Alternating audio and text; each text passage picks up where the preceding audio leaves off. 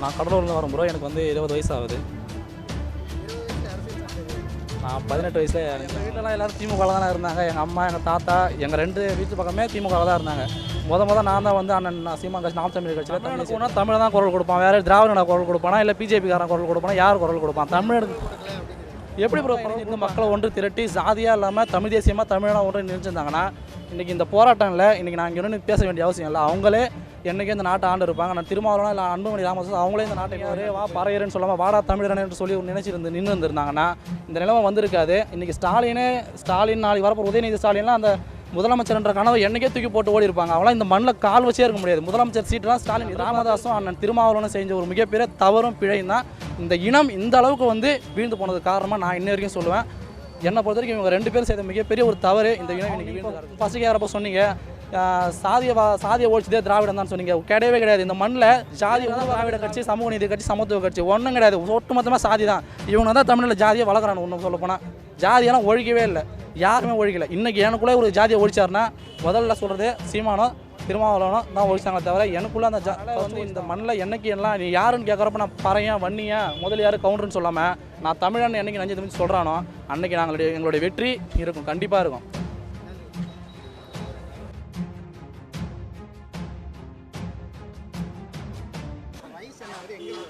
நான் கடலூர்லேருந்து வரேன் ப்ரோ. எனக்கு வந்து 20 வயசு ஆகுது. நான் 18 வயசில் இணைஞ்சிட்டேன் கட்சியில். 18 வயசில் இணைஞ்சி அதில் செயல்பட்டு இருக்கேன். உங்களோட வயசு நீங்கள் உங்களோட இடத்துல இருக்கும்போது காலேஜ் டைம் அந்த மாதிரி இருக்கும்போது கண்டிப்பாக அந்த இடத்துல வேறு விடயங்கள் தான் பேசிகிட்டு இருப்பாங்க. நீங்கள் அரசியல் சார்ந்து வரும்போது எல்லாரும் வேறு விடயங்கள் பற்றி பேசிகிட்டு இருக்காங்க. இப்போது இந்த மண்ணுக்கு தேவையானது அரசியல், அதுவும் தமிழ் தேசிய அரசியல் முக்கியமாக தேவைப்படுது. பசங்க இன்றைக்கி வளர இளைஞர்கள் வந்து வெவ்வேறு வழியில் போனாலும் அதை வந்து ஒரு சில பிள்ளைகள் வந்து இன்னும் இந்த மண்ணில் வந்து ஏதாச்சும் இந்த நாட்டை மாற்றிடணும், இந்த நாட்டில் எதனா ஒன்று சாதிச்சிடணும், அதாவது தமிழர்களுக்கான உரிமை நிலைநாட்டு இருக்கிறப்போ அதுமாரி ஒரு தான் நான் வந்தவன். எனக்கு அரசியல் பிடிக்கும். அந்த அரசியல் வந்து தமிழ் தேசிய அரசியல் பிடிக்கும். அதனால் அதில் நான் வந்து நினச்சி இன்றைக்கி நாம் தமிழ் கட்சியில் இணைச்சி நான் இருக்கேன். நீங்கள் உங்கள் நண்பர்கள்கிட்ட பேசுகிறது பழகிறது உண்டு. அண்ணன் சீமானை பற்றியும் சரி, தமிழ் தேசிய கட்சியை பற்றியும் சொல்லி பேசுகிறது உண்டு, சொல்கிறது உண்டு. ஆனால் எங்கள் ஊரில் வந்து ஒரு 2-3 பேர் ஆயிடுச்சு எனக்கு. ஏன்னா இப்போது மற்ற கட்சியில் நினைக்கிறேன்னா எப்படினாலும் நினைச்சிடலாம். திமுக நினைக்கலாம், பிஜேபி, அதிமுக எப்படினாலும் நினைக்கலாம். ஆனால் தமிழ் தேசிய காலத்தில் ஒருத்தன் நினைக்கணுன்றதப்போ அது வந்து அவனுக்கு தமிழ் தேசியனா என்ன, நம்ம கட்சி எப்படி உணர்ச்சி பூர்வமாக அவனுக்கு தெரியணும். தமிழ் தேசியனா முழுசாக தெரிஞ்சால் தான் அவன் வந்து கடைசி வரைக்கும் அந்த தமிழ் தேசிய கட்சியில் அவன் வந்து நிலையாக நான் தொடர்ந்து வருவானே தவிர மற்றபடி நம்ம சும்மா வந்து நில்லு சும்மா வந்து போகணுன்னா அவன் நாளைக்கு வந்து வேறு இடத்துல கூட்டாங்க அவன் போயிடுவான். அதனால் தமிழ் தேசியத்தை பொறுத்த வரைக்கும் இங்கே வந்து உறுப்பினர்ன்றதை விட எல்லாருமே போராளிகள் தான். அந்த போராளிகளை தான் வந்து அண்ணன் சீமான் உருவாக்கி கொண்டு இருக்கிறாரு. நாங்களும் ஒரு போராளிகளாக தான் இந்த இயக்கத்தில் வந்து நடந்துகிட்டு இருக்கோம். எங்கள் வீட்டிலலாம் எல்லோரும் திமுகவில் தானே இருந்தாங்க. எங்கள் அம்மா, எங்கள் தாத்தா, எங்கள் 2 வீட்டு பக்கமே திமுகவில் தான் இருந்தாங்க. நான் தான் வந்து அண்ணன் சீமான் கட்சி, நாம் தமிழர் கட்சியில் தமிழ் தேசியத்தில் வந்து இணைஞ்சிருக்கேன். நான் சொல்லும் போதே அதெல்லாம் ஒரு கட்சி வேணாம், அந்த கட்சிலாம் வேணான்னு சொன்னது உண்டு. எங்கள் ஊரில் கூட எதிர்ப்புகள் உண்டு. ஆனால் அதையும் மீறி எனக்கு வந்து சாதி கடந்து மதம் கடந்து என்னோட இனத்தை முன்வைக்கும் போது எனக்கு வந்து தமிழ் தேசியமோ சீமான் அண்ணன் கட்சி, நாம் தமிழர் கட்சி தான் இருந்ததுனால நான் இந்த கட்சியில் இணைஞ்சிருக்கேன்.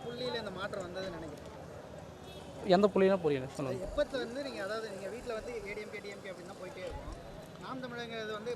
இல்லை, ரொம்ப நாளாக இங்கே வந்து 2 திராவிட கட்சிகள் ஆண்டு கொண்டு தான் இருக்கிறாங்க.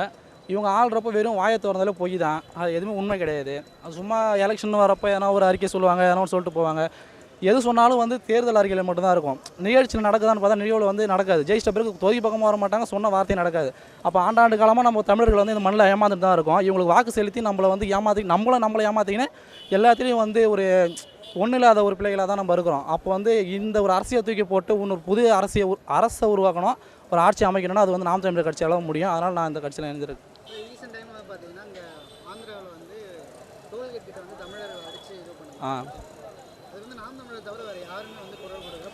தமிழனுக்கு ஒன்றா தமிழ் தான் குரல் கொடுப்பான். வேறு திராவிட குரல் கொடுப்பானா, இல்லை பிஜேபிக்காரன் குரல் கொடுப்பானா, யார் குரல் கொடுப்பான்? தமிழனுக்கு எப்படி ப்ரோ குரல் கொடுப்பாங்க? ஒரு திராவிடனை எப்படி சொல்கிறது? தமிழனை வந்து இந்த இனத்தின் மகன்களை தமிழன் அடித்தா எப்படிருந்தே குரல் கொடுக்கல. கர்நாடகாவில் தனி பிரச்சனை அடிக்கிறதுல குரல் கொடுக்கல. தமிழனுக்கு யாரும் ஆதரவா அவங்களுக்கு அதில் எதனா ஒரு லாபம் எதனா இருந்தால் தான் குரல் கொடுப்பாங்க தவிர மற்றபடி தமிழன் அடித்து அந்த மண்ணில் வந்து தமிழனை தவிர தமிழனுக்கு வேறு ஒருத்தன் வந்து கூட நினைஞ்சு சப்போர்ட் பண்ணி அவனும் பேச முடியாது. அந்த ஒரு மண்ணை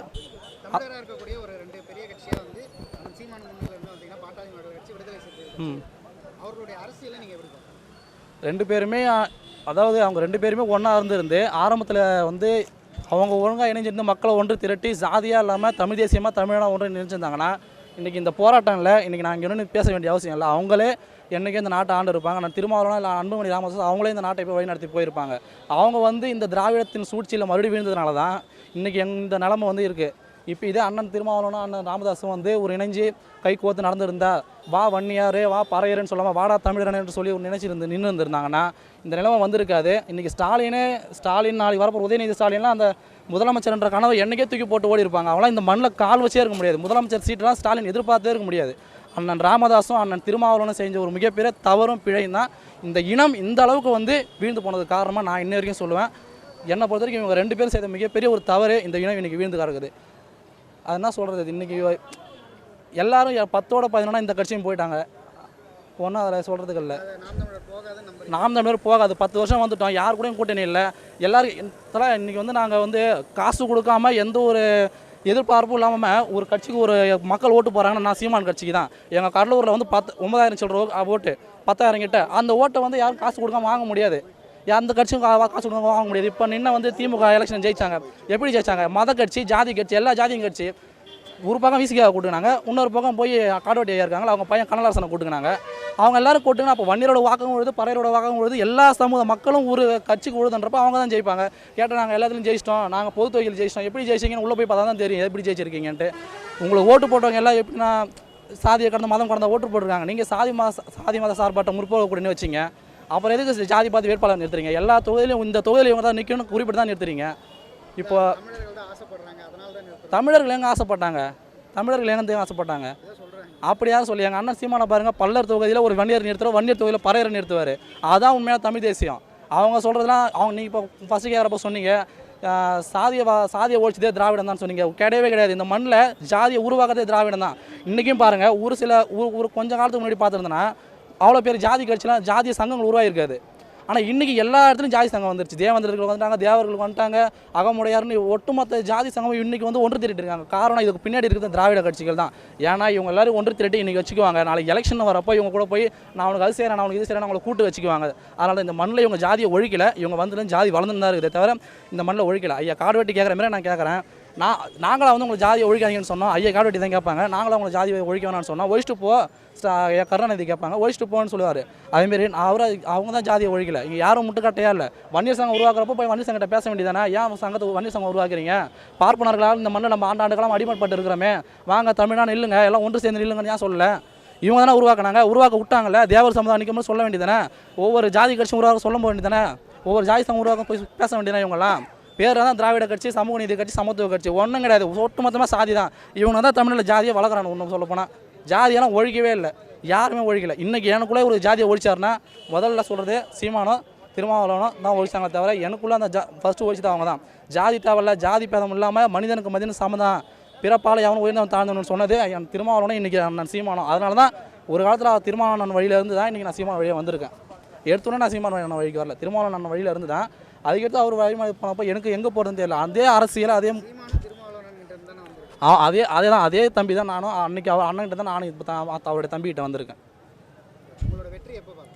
எங்களுடைய வெற்றி வந்து என்றைக்கு தமிழன் தன்னை தமிழன்னு சொல்கிறானோ அன்றைக்கி பார்க்கலாம் கண்டிப்பாக. அது வரைக்கும் இந்த மண்ணில் எங்களோட வெற்றி நீங்கள் வந்து பார்க்க முடியாது. வெற்றினா நீங்கள் ஏதோ ஒவ்வொரு தொழிலும் ஜெயிக்கிறது சொல்கிறீங்க, அதெல்லாம் கிடையாது. இந்த வாட்டி நாங்கள் 9,000 ஓட்டு வாங்குறோம், அடுத்த வாட்டி 10,000 ஓட்டு வாங்குறோம். 9,001 வாங்கினாலும் எங்களுக்கு வெற்றி தான். ஏன்னா தமிழ் தேசியம் வந்து அவ்வளோ சாதாரணது கிடையாது. ஒருத்தனுடைய மனசில் தமிழ் தேசியத்தை விதைக்கணுனாலே அதுக்கு மிகப்பெரிய ஒரு இந்த மண்ணில் எப்படி ஒரு விதை வந்து வீறிட்டு வருதோ அதுக்கான அந்தமாரி நிலைமை ஒருத்தனுடைய மனசில் தமிழ் தேசியத்தை உள்ளுண்டி விதைக்கணும்னா. அதனால் வந்து இந்த மண்ணில் என்னைக்கு எல்லாம் நீ யாருன்னு கேட்குறப்ப நான் பறையன் வன்னியா முதலியார் கவுண்டர்னு சொல்லாமல் நான் தமிழன் என்னைக்கு நஞ்சு சொல்கிறானோ அன்றைக்கி எங்களுடைய வெற்றி இருக்கும், கண்டிப்பாக இருக்கும்.